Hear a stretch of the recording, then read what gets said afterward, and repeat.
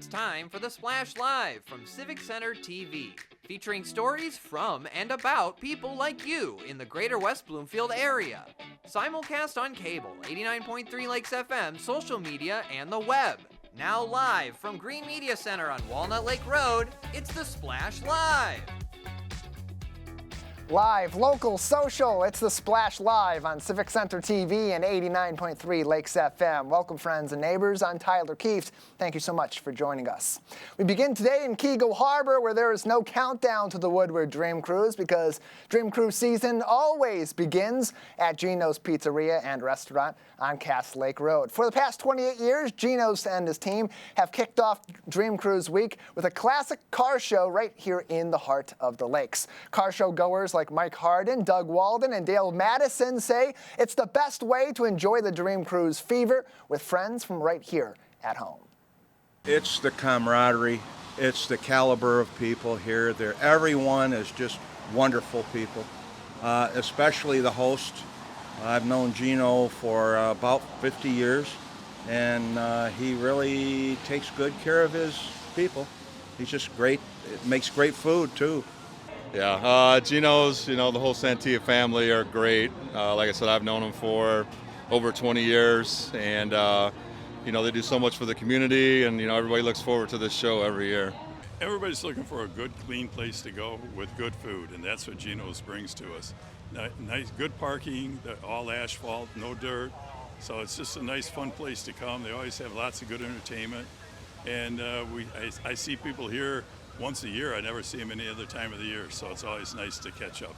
A fantastic community gathering all around that classic car season that brings so many people to southeastern Michigan during this time of the year. Andy Benedict agrees Gino's pre-Dream Cruise car show is the perfect start to Dream Cruise Week, and that's exactly what Gino Santia and his team envisioned when they began this tradition in Keego Harbor 28 years ago.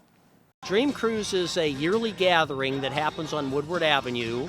It's always the third Saturday of the month of August, but it starts like 2 weeks before then.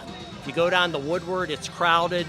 Here we are, and we've got probably, 150 cars here at Gino's, in addition to everything that's going on in Woodward. So this is when sort of the Detroit area goes nuts over automobiles, is this week. Our classic car show, we started 28 years ago.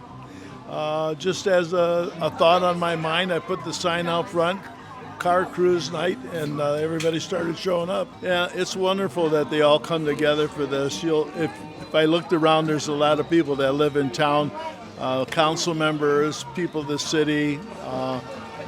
It's like an event in Keego Harbor. Other than the annual Memorial Day Parade, this is probably the second biggest event we have in our community here. For more fun games and events, as well as tasty deals in the heart of the lakes, you can follow Gino's Pizzeria and Restaurant, as well as Santia Hall, on Facebook at 1999 Cass LKRD. That's also where they're at, Cass Lake Road. 1999 Cass LKRD is their handle on Facebook for more.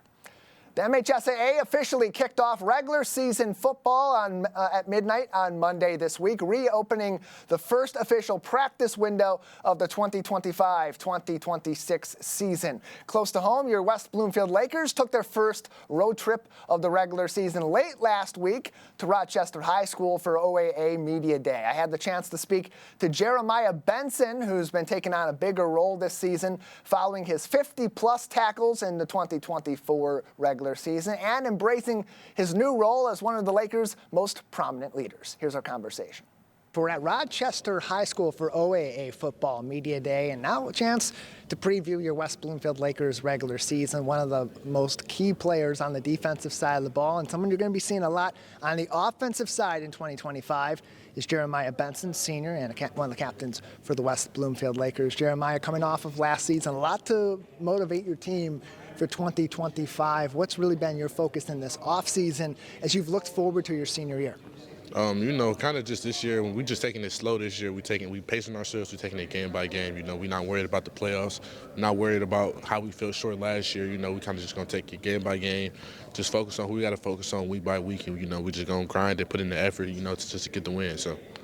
That's a good point. Kamari talked about it a little bit with us earlier on. The expectations are something you always have to manage, especially when you're a perennial contender like West Bloomfield. So how do you manage that from the top down on your team, from those leaders to the younger guys coming up, to take that practice by practice, rep by rep, game by game? Yeah, we always have a lot of expectations. We have high expectations. There's a lot of years that people kind of underrate us, and we have low expectations for the year. But kind of just our guys, we're just focusing on just getting better as a team. Just our chemistry, our young guys. Just making sure that they get the good reps that they need. Just to gain that experience, so that they feel like they're ready for when we get into the regular season. Because we got a lot of young guys coming in this year. We lost a lot of pieces last year, so we kind of just focusing on making sure our young guys get comfortable with the game and the pace of it. You're going to have a little bit of a change in 2025. Typically, in the last couple seasons, you've been in the trenches on the defensive line. You've been attacking the ball carrier, attacking the quarterback. Now you get a chance to flip that on the other side, too. Be a two-way guy, play a little bit of tight end. How excited are you to have that change for 2025? Yes, I'm definitely excited, just to be able to show my athleticism, just the way that I move and, just be able to help my team out in any way I can. That's just kind of the main thing about it. I'm just excited to be able to play both sides of the ball, and just show what I can do. So. How does your approach in the offseason change when you know that you're going to get some chances on the offensive side? Tight end, there's similarities to being on the edge on defense and being even a defensive tackle, but athleticism is really important too. Has that changed your offseason work at all? Not really. I feel like my off-season work, I feel like I kind of just been focusing on the same thing. I've been focusing on my speed, just my agility, the way I move laterally, and, just my first step. So I feel like I kind of just stay with the same off-season work. I've been getting a lot of work in this off-season, probably one of my most efficient off-seasons yet. So, yeah. On the defensive side, 50 tackles last season, just in the regular season, 8 of those being sacks for Jeremiah Benson, with us on Civic Center TV and 89.3 Lakes FM. From OAA Football Media Day, on X, I saw that you've changed your name to include a nickname. You're the Boogeyman. How have you embraced that? Where did that come from? And how has that kind of taken on its own bit of a persona as you approach the game in the season? I feel like I kind of I named myself that because I just feel like just me being my size, just how quick that I move, I feel like that I get into the backfield quicker than the quarterbacks can see me. So I feel like they don't see me coming. So I feel like that's kind of what the boogeyman is, that it's somebody you don't see coming, somebody that you fear, that you can't plan for you. It's no game plan that you can make for me because no matter what, you're still not going to see me coming at the end of the day. So that's kind of what that came from. And, just my mentality I'm carrying into the next season. There's always that one guy on the Laker defensive line that just gets to the quarterback, whether it's Mike Williams, tough act to follow, and ended up being Brandon Davis-Swain, an all-time great, the all-time career sacks leader in the MHSAA, and then last season, possibly even this season as well, Jeremiah Benson. Jeremiah, after you get through this season, next fall you're heading to Minnesota, Big Ten football on the way. Not uncommon for Lakers, but as you get ready for that sort of pressure, for that kind of competition at the collegiate level, how does that further put into context your work ethic in this regular season to get yourself ready for what it's going to take to be a great college player as well as a great high school player? Yeah, I feel like this year I'm definitely pushing myself way harder. I feel like I'm working way harder, making sure I'm staying conditioned. I'm staying ready and strong. Because I feel like at the end of the day, I had a lot of mentors, a lot of my older guys. They told me it's nothing that you can do right now that's going to prepare you for college. So all I'm doing is the best I can. I'm working as hard as I can, so when I get there, I can manage and I can, build my way up to hopefully being a starter next year in the 2026 fall season. So, yeah. At the beginning of our conversation, you talked about eliminating the noise, getting away from the expectations, the pundit fodder about West Bloomfield, about high school football, about the season ahead, and just being able to help yourself stay focused. So what do you do outside of football to clear your head from the game for a little bit before you come back and put that hard work back in? Kind of just me personally, I feel like I kind of stay away from the social media stuff and just all the ranking pages, kind of all the articles that's speaking on our team and speaking down on our team just because of last season. I feel like that's definitely something that as a team, I feel like that we should do, just kind of just silence out the noise, the social media. That's really kind of where it's at and most of the talk that's been about us. So, just taking that out and just focusing on us, just worry about us, don't worry about what the rankings say, the articles say. Everybody always going to have their opinion on this. This happens every year. And, we just got to show them why they wrong. We just got to prove them why they wrong. So that's all we worried about. And, yeah. All happens 1 week at a time. That kicks off Thursday, August 28th, Lakers Stadium, 7 o'clock kickoff versus Dearborn Fordson just before Labor Day weekend. Jeremiah, thank you as always. Thank you. I appreciate it. Stay tuned for even more stories about West Bloomfield Lakers athletics on your home for Lakers sports coverage, CivicCenterTV.com. That's also where you can see all of my interviews from OAA Football Media Day and the full presentation where all 22 teams in the Oakland Activities Association introduce themselves as we prepare for football season. Practices now underway each and every day for the West Bloomfield Lakers during the work week, and then they'll be back on the gridiron kicking off the season Thursday, August 28th on Family Fun Night against Dearborn Fordson. Close to home in Sylvan Lake, a happy gathering brought veterans and others in the community together at the Sylvan Lake Community Center. One of the veteran group's greatest champions, Kelly Krause, called it quite perfectly a picture postcard setting, and boy was it. Sunshine, good food, and even better company as the veterans group brought together even more people to connect in early August. It's a growing group that meets monthly, connecting those who served across the generations in Sylvan Lake and beyond. We should have some pictures for you. Here you go. There you see the group connecting over the weekend in early August in the sunshine, in the heat, and getting a little bit of a cool off by going inside the beautiful Sylvan Lake Community Center. You can join in as well. If you would like to join the veterans group, whether you're in Sylvan Lake or in neighboring areas, contact City Hall, 248-682-1440. It's 248-682-1440, and they'll get you in contact with either Kathy Robbins or Kelly Krause, both of which have all the info you need on the veterans group in Sylvan Lake. For even more information on events throughout the prettiest little city in Michigan, you can visit sylvanlake.org.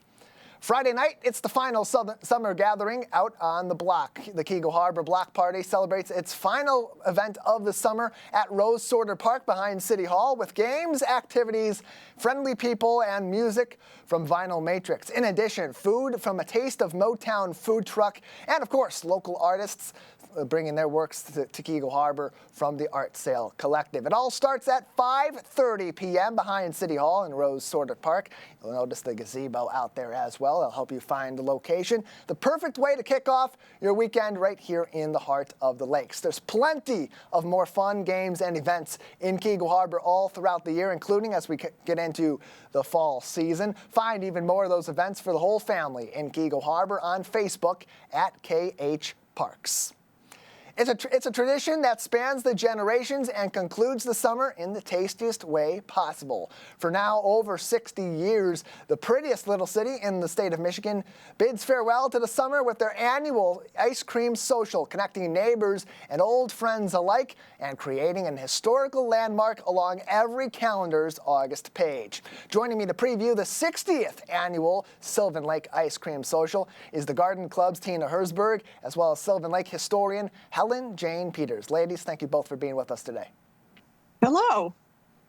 Glad to have you both. Tyler. Glad to have you both on the show to talk about this. And always an exciting day in the city of Sylvan Lake, bringing people together for the ice cream social. Tina, I want to start with you. The Sylvan Lake Garden Club plays a big role behind the scenes, getting this all together at the community center. What can we expect here in a couple of weeks? Well, it's a week away. Yeah. We're going to have outdoor games. We've actually got Oakland County bringing some of their inflatable game, bounce house and climbing wall. And there'll be all kinds of history about the ice cream social set up. Good desserts to partake in with a top of ice cream and some sprinkles on top of that. So come say hello to meet new neighbors, say hello to old neighbors, and it's a fun time just getting together with everybody. 6 p.m. on August 21st. That is a Thursday night in the city of Sylvan Lake. 6 p.m. Sylvan Lake Community Center open to everyone in the prettiest little city in the state of Michigan. Helen Jane Peters is also with us, the Sylvan Lake historian. And Helen Jane, Tina mentioned it. This is something that really does also look into the history of Sylvan Lake. But this event in particular is one of those that has spanned the generations. So for you, just how critical has the ice cream social been as sort of that marking point throughout the years and throughout the decades in Sylvan Lake history? Well, this started 60 years ago in 1965, and it started with the Garden Club. And I don't know for sure if I was at the first one, but I have attended as many as possible. And it's always fun because it's like bringing the whole community together. You see people that you haven't seen possibly since last year when we had this.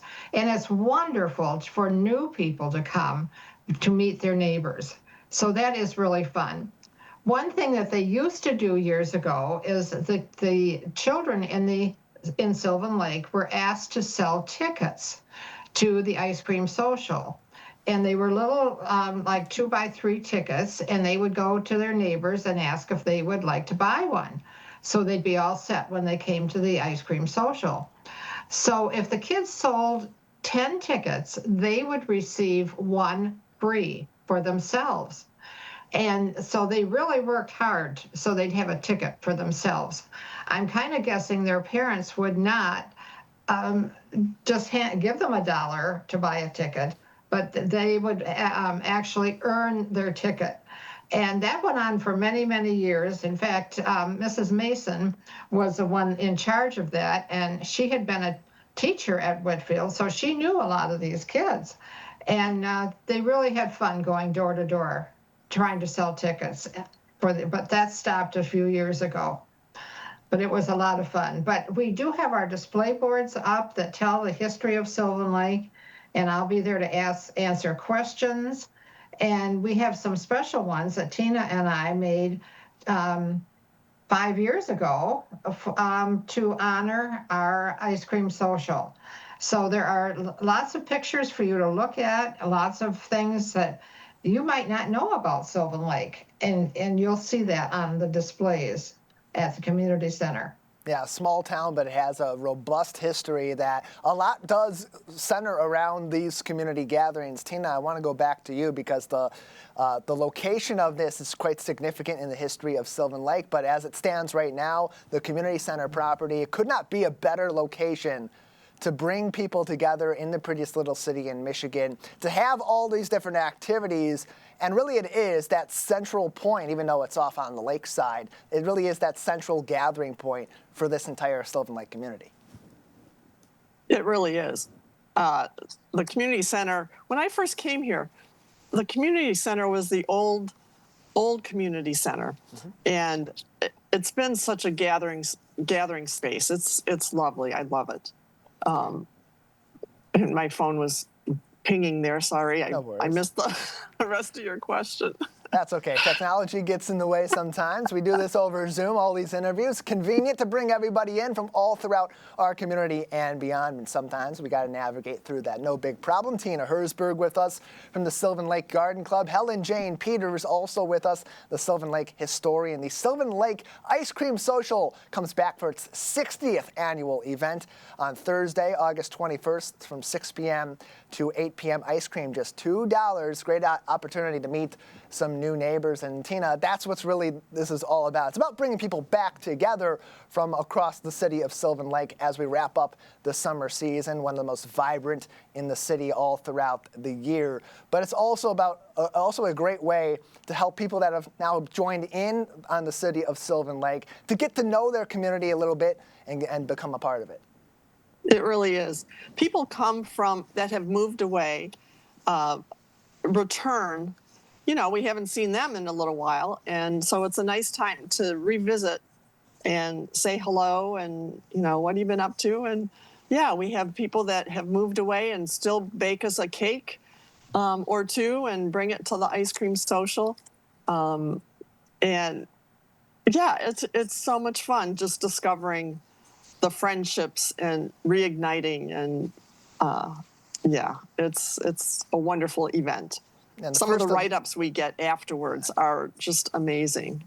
I can imagine people love to come back to the city of Sylvan Lake that have lived there in past years for things like this, or to explore the city and reconnect with some of those places where they made core memories all throughout their life. And Helen Jane, what's special about the community center being the location for the ice cream social every year, even dating back to 1965 in its first iteration, is that even back in 1965, that's still pretty late in the history of that particular property. It's been bringing out the kids and families and connecting people in Sylvan Lake, even generations before that. So how significant is that location to this particular event today and historically?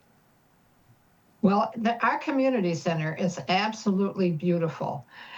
We have a new building. Well, it was built in 2008, so it's not quite 20 years old yet, but it is beautiful inside and out. And the property, I think of one of the things that the kids, Tina has said that they're going to have these inflatables from the county. But, you know, it's up on a hill, and the kids used to love to run down the hill or roll down the hill.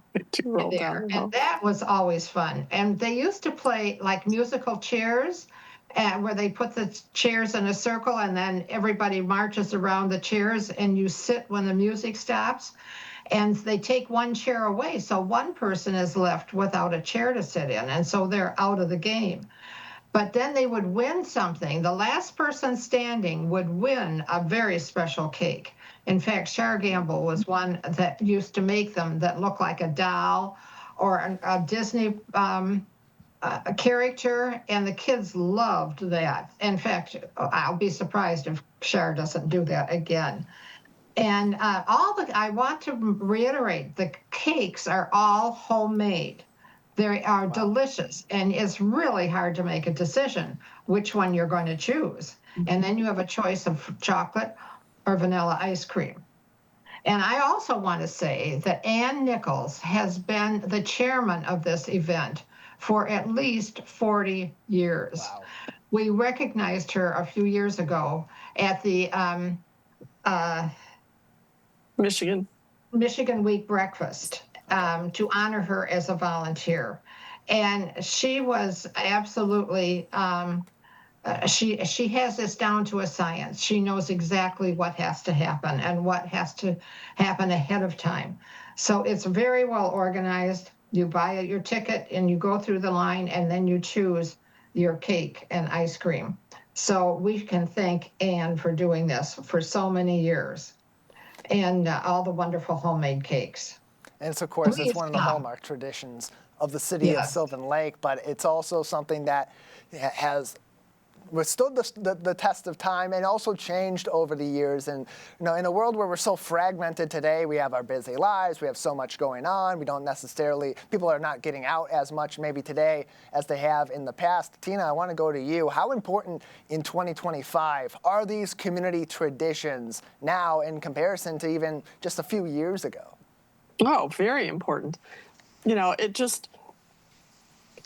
just so empowering to know all your neighbors and to see them on a regular basis and to talk and meet with them. You can just take a walk and you're talking to how many people on your walk. I mean, it's very important these days to be able to reach out and just say hello, just know your neighbors. Very important. And Helen Jane, you've seen this event throughout the years. You've seen the different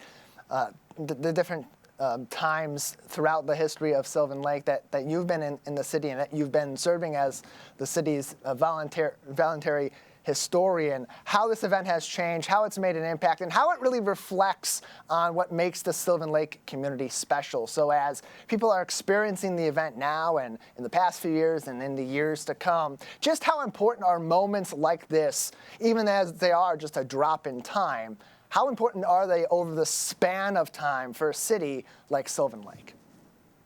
Well, we do know a lot of our neighbors. But there are people that might live on another street that we don't pass when we're out walking. And this is a walking community. And if you don't have a dog, like we don't anymore, it's just unusual for people to walk without a dog. But anyway, we do know and love our neighbors. And we keep track of them. And if we don't see them, somebody will knock on their door to find out if they're okay. So we are a caring, loving community, and we do want to know what's happening with our neighbors. Everyone is very loving. In fact, I just met somebody just bought the house next door, and I was telling her what it's like to live here, and it's still going to be a surprise to have so many people interested in your life and what you're up to. So we do care about each other, and this is going to continue. This is what builds our whole community. All of what we do here is because we care about each other, and especially our neighbors.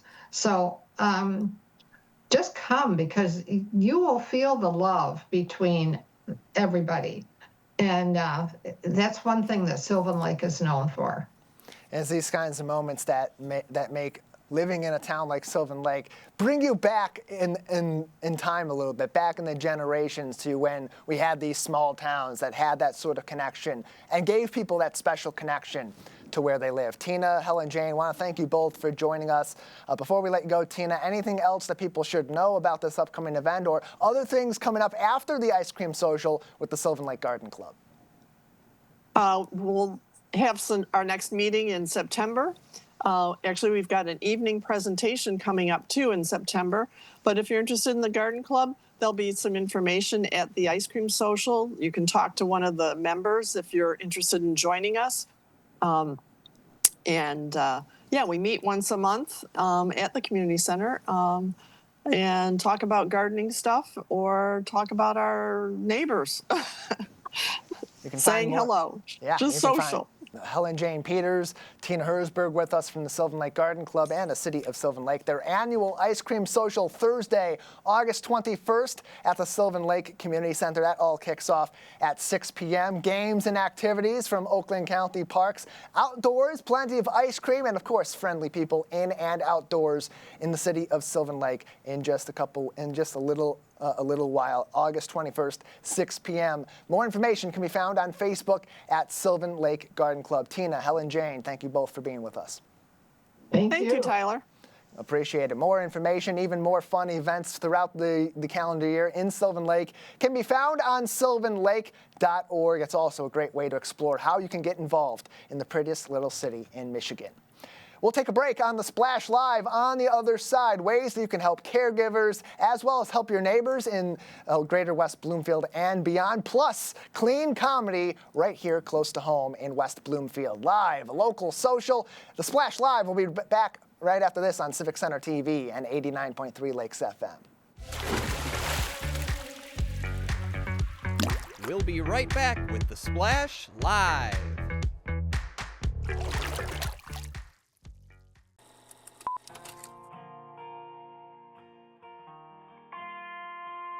Bringing you stories and memories from Sylvan Lake, Civic Center TV, television that's close to home. Carefully managed and sustainable forests are essential to Michigan. Not only are they beautiful, they're a renewable resource for the products you use every day, and they create vital jobs in our communities. So we take care to balance the needs of the forest with the needs of all that depend on it.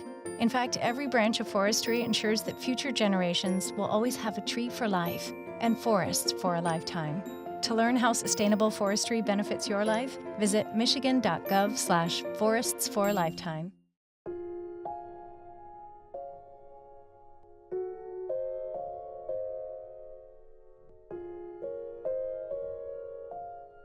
When you have a gambling problem, you have a money problem. Don't let your gambling cause you financial hardship. If you or someone you love is struggling with gambling, we can help.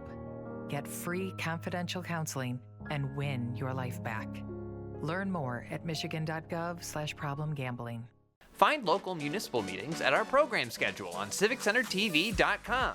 Find when your meetings air live or when they're replaying on our Civic Center TV live stream. Find it all at civiccentertv.com and click schedule at the top of the screen.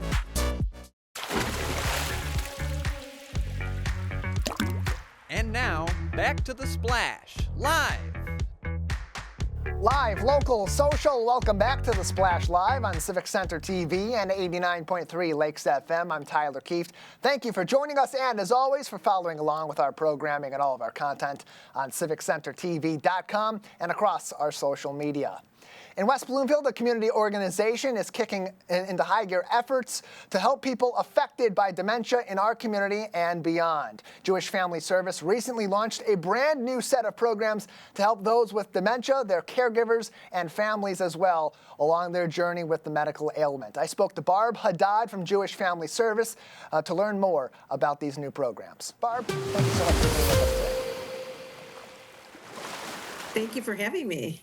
Glad to have you on. Yeah, and I'm excited to talk to you about this too. When this came across our desk, it was really cool to see that this is happening in our community to help families, not just in our local Jewish community, not just in greater West Bloomfield, but all throughout the local area that are affected by dementia. So from your organization's standpoint, what sparked this really extensive new program to help families specifically affected by dementia? So that is the question. We have been seeing for a long time that there are not services that are dementia friendly, and that's kind of a movement kind of across the country and even different parts of the world, that we want to make spaces more comfortable for people that do have to deal with dementia and memory loss. So one of the ways that we thought we would do that is by creating this new hub that would be completely dementia friendly, both for family caregivers, because it's part of our family caregiver support program, and also for the people with dementia. So that was kind of the impetus for it, that we really thought that this was an area that we're comfortable in, and we want to make it very comfortable for family caregivers and the people with dementia. And you said something really critical there, dementia-friendly spaces, dementia-friendly programs. Elaborate on what that means, because for people that don't have someone in their life affected by dementia, they may not understand what it means to make a space dementia-friendly. Sure. So some of the things that make this dementia-friendly is we have created a memory cafe. And the memory cafe is dementia friendly in the sense that people can bring their loved one with them. So they can bring the person with dementia, and the caregiver, the family member, can stay with them, and they can have some meaningful social interaction. There's education that they are able to access, whether it's regarding dementia or other things that may be affecting someone who's aging in the community.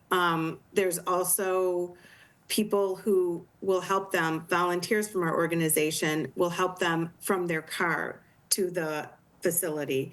The bathrooms are right next to where they're going to be, so it's very easy. The signage is especially designed for people who have dementia, as well as we've got some dementia-friendly movies, and what that is movies that are kind of familiar to them. So next month, we're going to be doing Singing in the Rain in September, actually the month after next. And that's something that, strikes the long-term memories that are imprinted. And in the movies themselves, in the theater, which is at the Berman at the formerly the JCC, also known as the J now, the lighting is a little bit brighter so that they're not sitting completely in the dark. So when we had our first dementia-friendly movie back in May, and that was Sherry Lewis and Lamb Chop. It was very comforting to people, first of all, to have something that they were very familiar with in terms of the content, but also that they could get up in the middle if they needed to. The seating was a little bit easier for people. So we kind of try to think of everything that will make them feel safe and comfortable. More information on this program can be found on jfsdetroit.org, as well as on Facebook and Instagram at jfsdetroit. The direct website, jfsdetroit.org/hub, for even more information. Barb, what's so great about this is that these programs are centered around the individuals that are affected by dementia, but they don't just go to aiding those individuals, but also helping those that help them. Take us through why there was such a focus also in this program on assisting the caregivers and attending to their needs as well as part of this care. Yeah, so the caregivers often experience burnout, and part of the sort of the need for this is to help people stay in their home because a lot of people are aging in their homes. And so one of the ways we're helping them with the burnout, to prevent burnout, is by offering some respite options, whether it's through the Brown Center, which is one of our sister agencies in the Jewish community, or it could be through another place if that works out better for, it's really focused, person-centered. So it's focused on what meets the needs of the person. If they're no longer going out and that's not an option, we can also talk about what is available in the community for home care options and respite. And the other thing that we're offering, which I want to make sure we mention, is that we have cognitive training classes. So those classes are being specifically sort of re-geared toward this community in the sense that we are trying to have caregiver classes at the same time as offering classes for the care recipient. We call them the care recipient, the person who maybe has the dementia. And it's a different level of classes, but they're offered at the same time so that offers some sort of built-in respite for the caregiver. And all of this can be found on jfsdetroit.org/hub. Mind University, that's the program she was talking about. They have the dementia-friendly movies, which begin very soon in September. Memory Cafe, that first event is happening really quickly. That's going to be coming up on August 6th. So many great programs here, Barb. And what's awesome about this, too, is that so much often what happens is people are affected by dementia or other cognitive issues similar to it. They have to go into specialized care. It's very expensive. It quickly can become entirely unaffordable for the care recipient, for the caregiver, for both. These programs provide them locally, they provide them to everybody, and in an affordable way as well. That's right. There's no charge for the Memory Cafe. And a lot of the one of the things is that we want to make all of our services accessible to people with dementia. So we have wraparound services as well. We have some low cost, the classes are low cost. And we also have other services at the Memory Cafe. So there's always a care manager there. If we do sort of informal consults at the Memory Cafe if people need it. There are other members of our team as well. So it's really, we're trying to make sure they access all the services and we try to avail all the services to them. We're also informing our program by using family caregivers in an advisory capacity as well. And Barbara, just before we let you go, I want to make sure you mentioned these programs are free. These programs are going to be at Jewish Family Service here in our community here in Greater West Bloomfield. Do people need to sign up before they attend, or can they take walk-ins? We prefer that they sign up at least for the classes in the Memory Cafe. And the movies, you can buy tickets ahead or you can buy them at the ticket office as well. And all that can be found on jfsdetroit.org, as well as many other resources for families affected by dementia and otherwise here in the Greater West Bloomfield area and our neighboring communities as well. Barb, thank you so much for your time today. Thank you very much. Appreciate having the chance to talk about these wonderful programs that are, some are new and some are sort of revamped to help the community. So thank you so much for the opportunity. For more information on the Caring Connections Neighborhood Hub through Jewish Family Service, more information, jfs.org/hub. Again, that's jfsdetroit.org/hub, or find them on social media, Facebook and Instagram, both at JFS Detroit.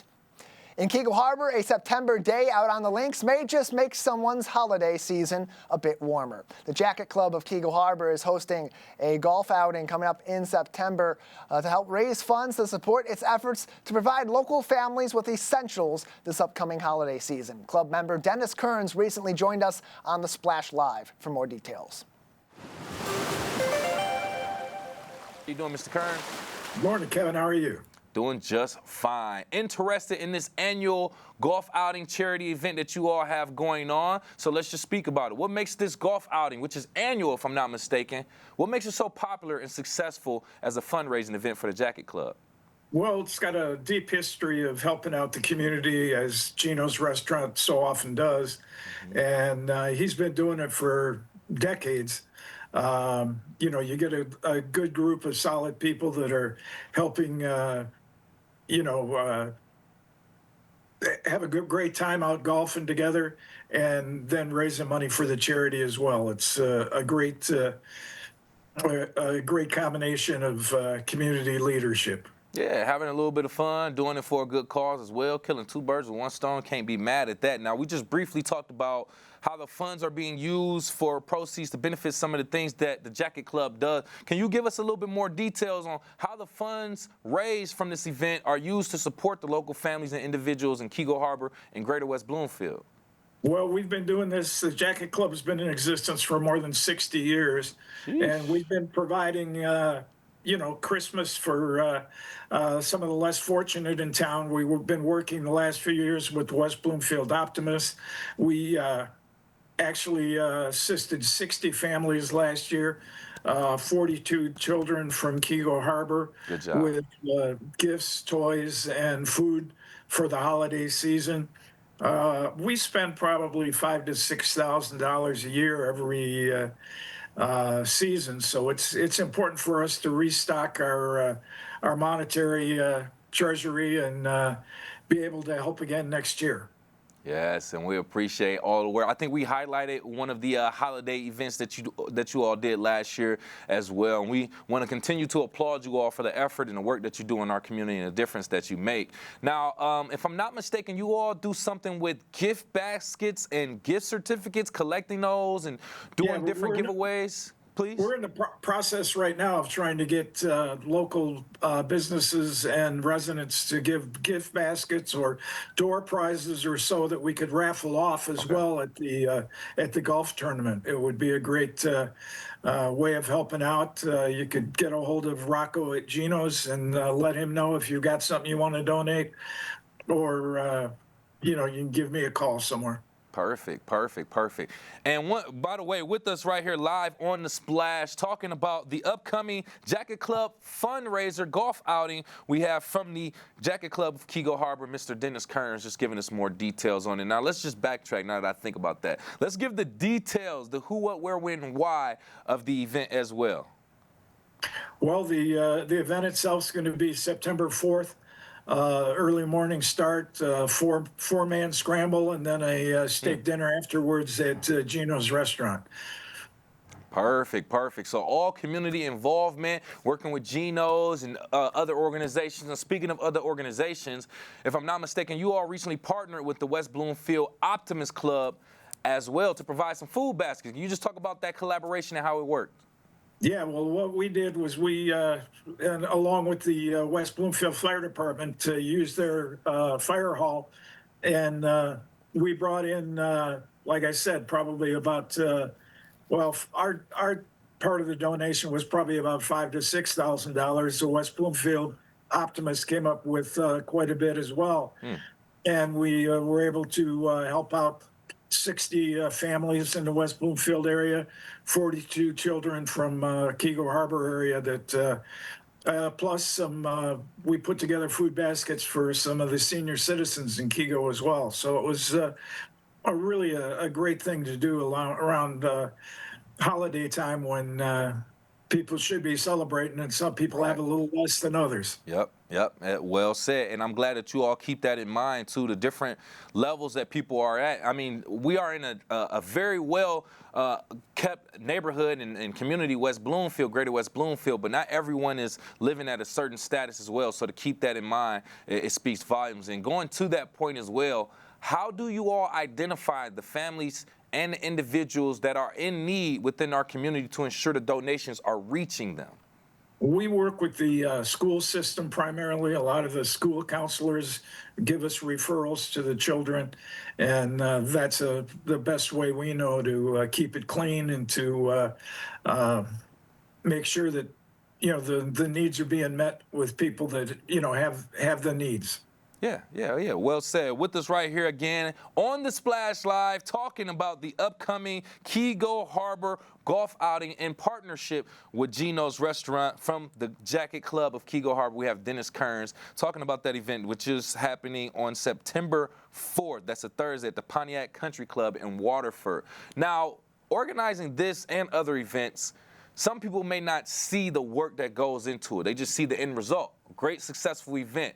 But there's some hurdles that it takes when you are putting these events together, such as the golf outing. So can you speak to some of the challenges that the Jacket Club faces when it is organizing these events and fundraisers? Well, every time you're trying to get a group of people together and put a plan, some things work smoother than others. Rocco's been in charge of the Geno's outing for the last few years, and he's got a lot of experience and uses it well.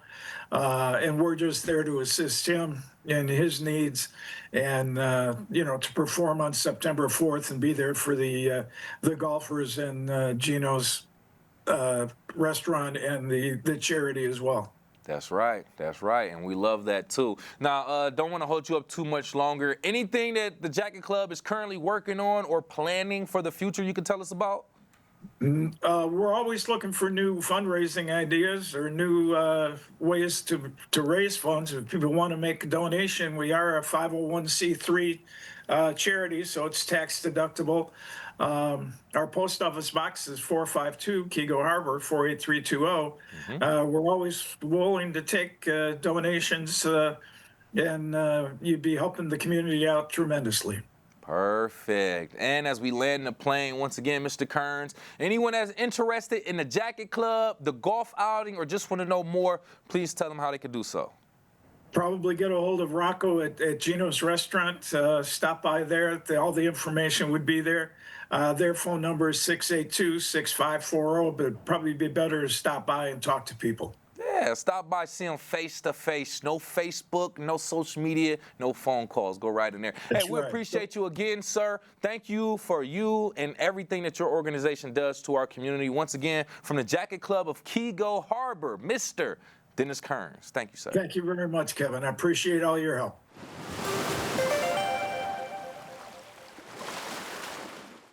More information on the Jacket Club of Keego Harbor is on their Facebook page at Jacket Club of Keego Harbor. You can also email them, jacketclubofkeego@gmail.com. And of course, as Dennis had said, stop in at Geno's Pizzeria and Restaurant in Keego Harbor to get even more information on the golf outing. That is at 1999 Cass Lake Road, just off of Orchard Lake in Keego Harbor. Close to home in the city of Orchard Lake, an art competition seeking to find the top artists in our local community. The Polish Institute of Culture and Research at Orchard Lake Schools is seeking submissions for art inspired by Poland and by Polish culture. The Institute's Anya Biachuk sat down with Jake Schaff from our team to tell us more. Anya, great to have you with us today. Great to be on the Splash as well. Thanks, Jake. I appreciate it.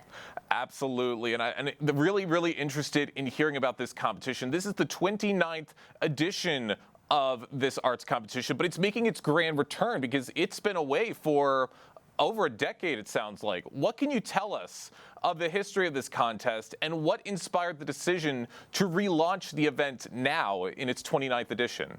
Yeah, absolutely. So the competition started off in 1985, and it didn't start off as the Friends of Polish Art Fine Arts competition. It was actually named after a prolific Polish artist in the United States named Richard Kubinski, who unfortunately passed away at a very young age of 34. But he was very talented, very prolific.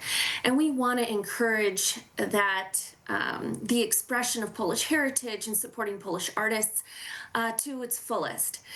So the competition has evolved over the course of time.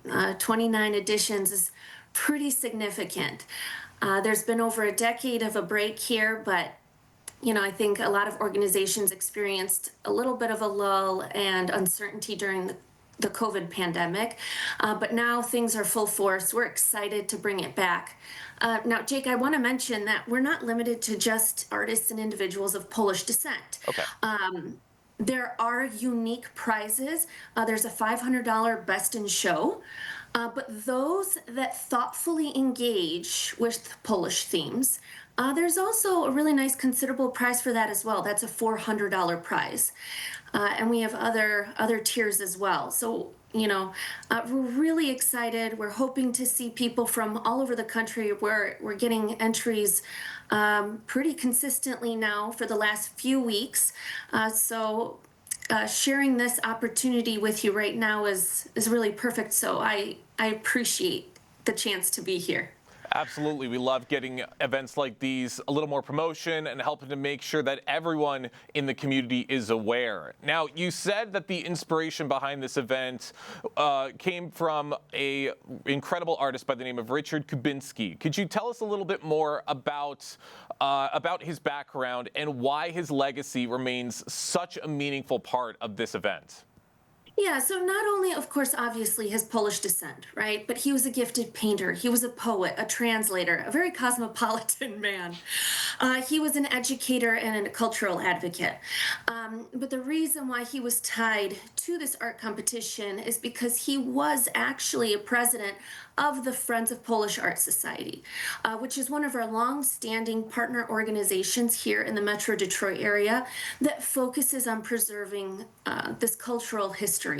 So they do a lot of events and workshops, gatherings that center around these cultural components. So the fusion of the Friends of Polish Art with the Polish Institute, and of course, as you know, and we've been so grateful for your coverage, our newly renovated Galleria, which is really the premier and perfect spot to be showcasing art pieces and media components of this quality and magnitude. So the fact that we can partner together is wonderful. And I think Richard, in his late memory, I think he would quite approve of the evolution of this art competition. I think he would love to hear that this art competition has lasted for so long and is making such a grand return in this incredible way. Now, with this year's art competition, we're going to be seeing several different types of art forms and art mediums. What are you hoping to see from this year's submissions? Really a multitude, a range of different media components. Typically you're looking at paintings, which is fine and beautiful in its own right. But we've been pleasantly surprised by some entries that are fashion oriented and textile. There's video components as well. So really the imagination of expression and the creativity that's behind that is never limited to one medium. And we're just incredibly excited to be able to have the opportunity to showcase it. So the juried exhibit, and I do have to say that this year's competition is juried by Professor Martin Zane Skalski. So he's a Fulbright scholar. He's also a respected artist and educator in his own right, and he's been teaching at the Pratt Institute for the last 25 years. And he himself, as an artist, has participated in projects and exhibitions internationally. But the juried exhibit goes from October 5th to the 24th. We have our opening reception and award ceremony on October 5th. So again, it's never limited to just the Polish community. We are highlighting these beautiful threads that weave through our community. But art is such a universal component, and you can convey so much. So we're incredibly excited, intrigued, and looking forward to these submissions. So again, Jake, thank you so much for giving us a platform.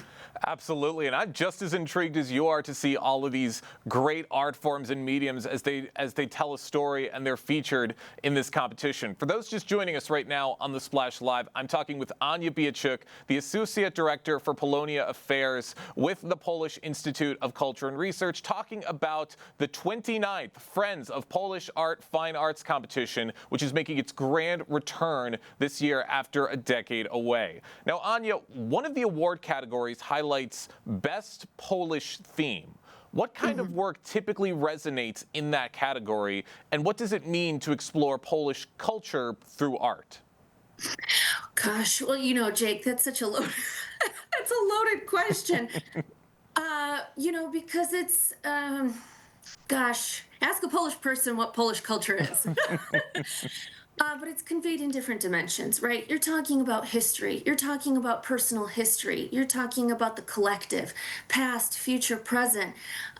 There's a wide range, a gamut of expression, so it doesn't have to be something explicitly Polish, but maybe it's something that's thoughtfully conveyed through the lens of Polish history or Polish culture. Goodness, there's so many beautiful buildings in Poland and natural features that the country offers. There's so much to be inspired by. So those in particular, anything that's really thoughtful engagement, it's a nice to keep it broad because I think any artist will tell you the worst is to sort of limit them and box them in any capacity. But we're extremely excited. Being Polish means a lot of different things to different people. Traditionally we've seen a lot of folk patterns. That's always common. People gravitate towards that a lot. But like I had mentioned, there's some really stark contrasts in architecture in Poland. And in the history itself, you have medieval, you have communist buildings, you have the post-democratic sort of wave that we're in, this really wonderful time of exploration and expansion that's happening right now. So it's really open to everything, but we're very, very excited. So. That's right, and it's important for a lot of artists to take away the importance of showcasing cultural heritage within the arts. And I'm curious, what do you hope this competition communicates to both the artists and the broader community about the importance of cultural heritage within the arts? You know what? It's about not only just our Polish heritage, right? But it's about cultivating a place and supporting artists as well. To us, that is a critical component of our mission. Art, music, those are universal expressions, and those really transcend any culture, so not limited to just being Polish. And we want to offer artists in every and any capacity a home and a place to know that their work matters, that they have value, they're appreciated, and they'll be celebrated and honored. And that expression needs a place to grow and develop. And we're really hoping to inspire people by the relaunch of this competition. Well, I can't wait to see what's to come with this competition in the coming weeks' time. I got a couple more questions before we wrap things up, Anya. For those who can't attend in person, will there be any virtual components or ways to engage with the exhibition online? Yes, so actually our website, which is pickrol.org, that's PICROL.org.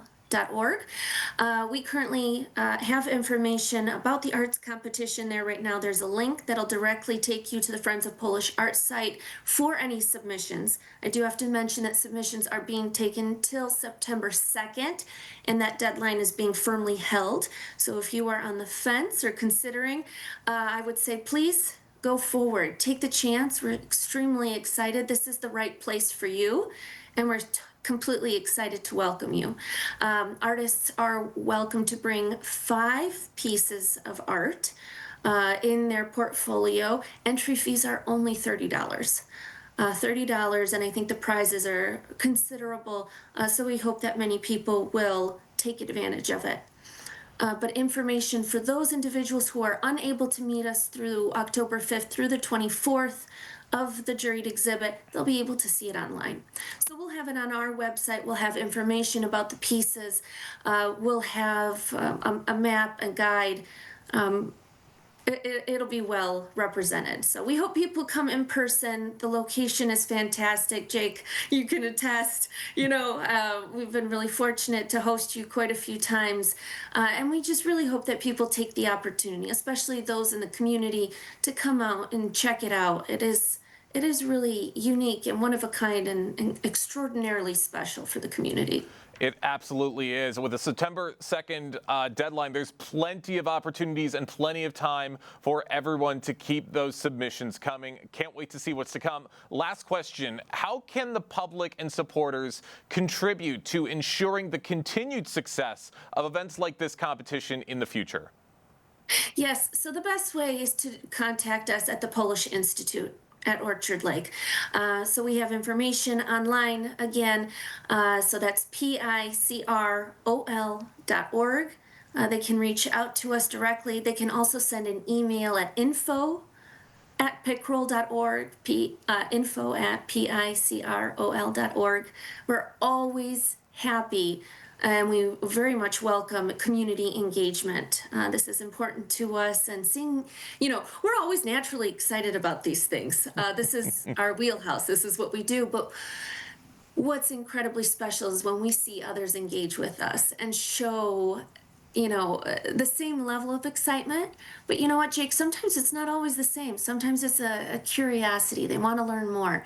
And then that grows into something more. And that is incredibly rewarding. So we're thrilled to be able to relaunch this. We're thrilled to be working with Friends of Polish Art, which is a long-standing organization in the Metro Detroit area. So the two organizations coming together to partner and collaborate and sort of relaunch and bring to life Mr. Richard Kubinski's legacy. It's really an honor. We're excited. And like I had mentioned before, the works do not have to be Polish themed. There is a Polish prize-winning category, if that is the case, but it really is supporting artists in their expression. So we appreciate this time. Thank you so much, Jake. Absolutely. Thank you so much, Anya, for joining us today here on The Splash Live. Thanks.